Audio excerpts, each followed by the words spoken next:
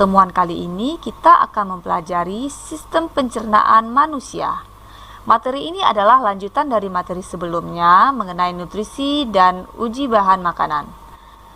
Sistem pencernaan pada manusia nantinya akan kita bahas mengenai proses pencernaan, saluran pencernaan, yaitu saluran yang akan dilalui oleh bahan makanan meliputi mulut, kerongkongan, lambung, usus halus, usus besar, dan anus. Dan selanjutnya kelenjar pencernaan, yaitu organ yang akan mengeluarkan enzim untuk membantu proses pencernaan. Lanjut saja kita bahas mengenai proses pencernaan. Untuk proses pencernaan terbagi menjadi dua. Yang pertama pencernaan mekanik, yaitu proses mengubah makanan dari ukuran besar menjadi ukuran yang lebih kecil dengan bantuan alat-alat pencernaan. Proses ini terjadi di mulut dengan bantuan gigi, lambung, dan usus. Pada proses ini tidak melibatkan enzim pencernaan.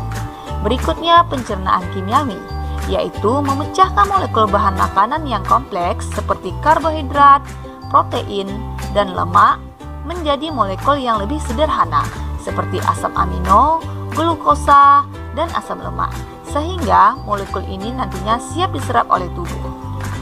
Pada proses ini melibatkan enzim-enzim pencernaan, terjadi di mulut dengan bantuan ludah, lambung, dan usus halus. Tahukah kamu, proses pencernaan mengalami 4 tahapan. Yang pertama, ingesti, masuknya makanan ke dalam tubuh melalui mulut. Yang kedua, digesti, pencernaan makanan di sepanjang saluran pencernaan. Yang ketiga, absorpsi, penyerapan sari-sari makanan di usus halus. Dan yang keempat, eliminasi, pengeluaran sisa-sisa makanan dalam bentuk feses melalui anus. Kita lihat saluran pencernaan pada manusia. Yang pertama, mulut. Di dalam rongga mulut terdapat gigi, lidah, dan kelenjar air liur atau saliva. Untuk gigi merupakan pencernaan mekanis. Jika kita lihat, struktur dari gigi terdiri dari enamel atau email gigi, dentin, gusi, pulpa, saluran akar, dan bukaan ujung akar. Kemudian gigi manusia terdiri dari 3 jenis, yaitu gigi seri berfungsi untuk memotong makanan, gigi taring mengoyak makanan, dan gigi geraham untuk mengunyah makanan. Jika kita lihat lagi susunan gigi manusia, gigi susu berjumlah 20, terdiri dari 4 seri atas, kiri dan kanan, 4 seri bawah, kiri dan kanan, 2 taring terdiri dari 1 bagian atas kiri dan 1 bawah kiri, 2 taring terdiri dari 1 atas kanan dan 1 bawah kanan, 2 geraham depan bagian bawah, kiri, dan kanan. Kemudian gigi dewasa berjumlah 32.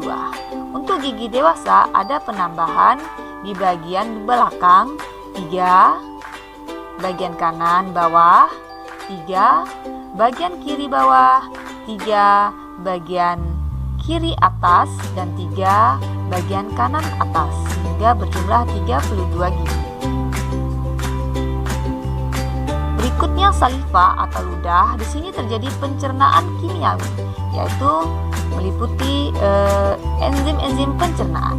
Pada kelenjar saliva mengeluarkan air liur. Di dalam air liur terkandung enzim ptyalin atau amilase yang berfungsi mengubah anilum menjadi maltosa. Terdapat 3 buah kelenjar saliva. Yang pertama terletak pada parotis di bagian atas pipi dekat telinga. Kemudian sublingualis, yaitu di bawah lidah, dan submandibularis, yaitu di bawah rahang.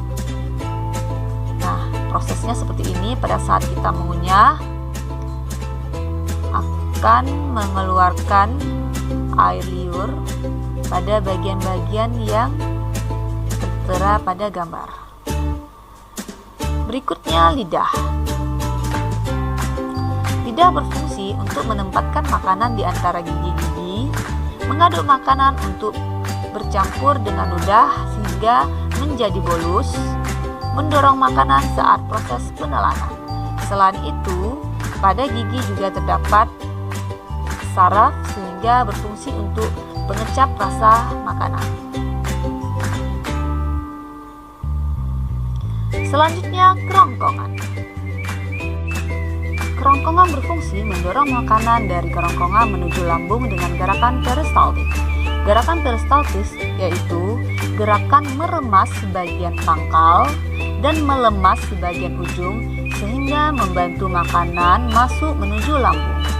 Hebatnya, di antara kerongkongan dan tenggorokan terdapat katup yaitu bernama katup epiglottis. Katup ini nantinya akan menutup pada saat makanan masuk menuju kerongkongan.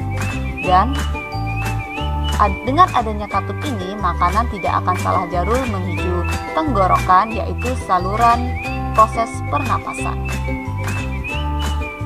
Berikutnya, setelah menuju kerongkongan, makanan akan menuju lambung.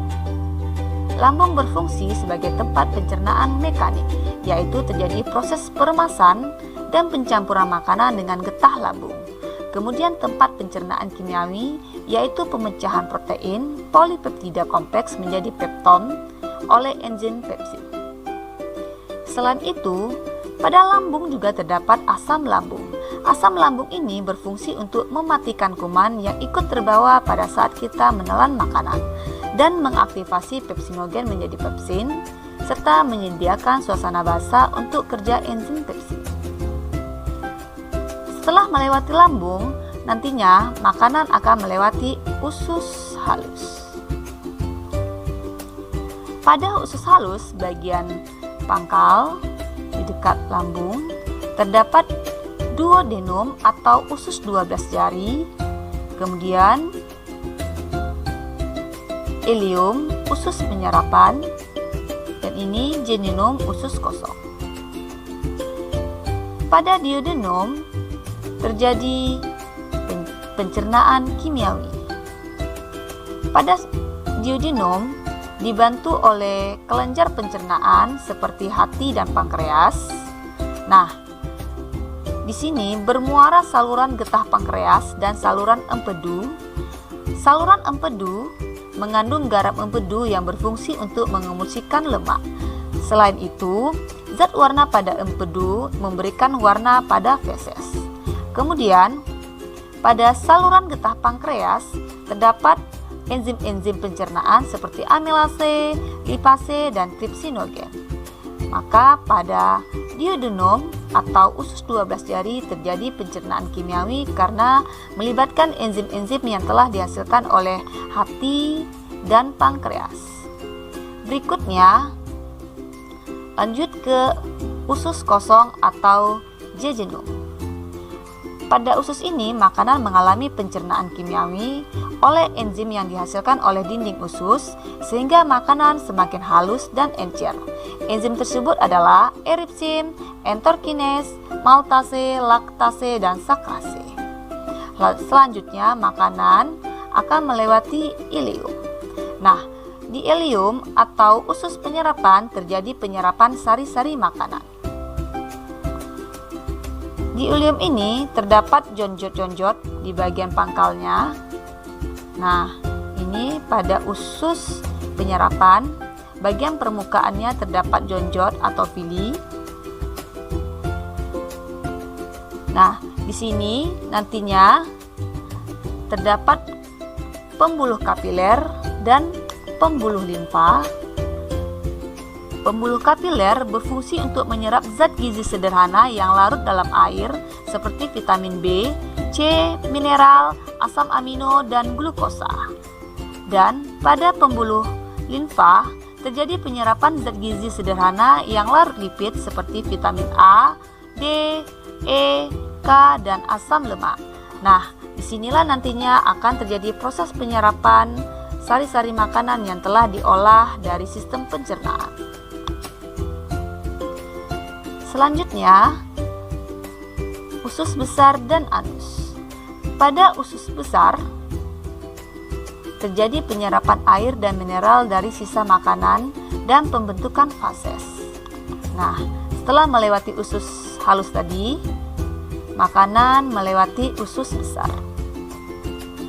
Kemudian melewati anus. Anus berfungsi sebagai pengeluaran sisa makanan yang tidak diperlukan oleh tubuh. Oke, begitulah organ-organ pencernaan pada sistem pencernaan. Berikutnya, kita lihat gangguan pada sistem pencernaan dan upaya pencegahannya. Banyak gangguan yang ada pada organ-organ pencernaan, namun kita hanya akan membahas satu pada masing-masing organ saja. Yang pertama terjadi di rongga mulut. Nah, ada beberapa penyakit yang ada pada rongga mulut, tapi kita hanya akan membahas gigi berlubang, yaitu rusaknya enamel atau email gigi karena asam yang diproduksi oleh mikroorganisme yang memanfaatkan sisa makanan. Nah, ada pun cara pencegahannya, yaitu membersihkan sisa makanan dengan menggosok gigi, rutin memeriksa gigi ke dokter. Ya. Kemudian setelah mulut kita lanjutkan ke kerongkongan. Pada kerongkongan terdapat penyakit, salah satunya yaitu gondok. Penyakit ini yaitu pembesaran pada kelenjar tiroid. Nah, disebabkan kekurangan iodin.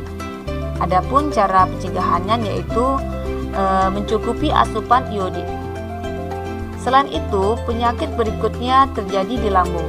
Salah satu penyakit yang ada di lambung adalah tukak lambung.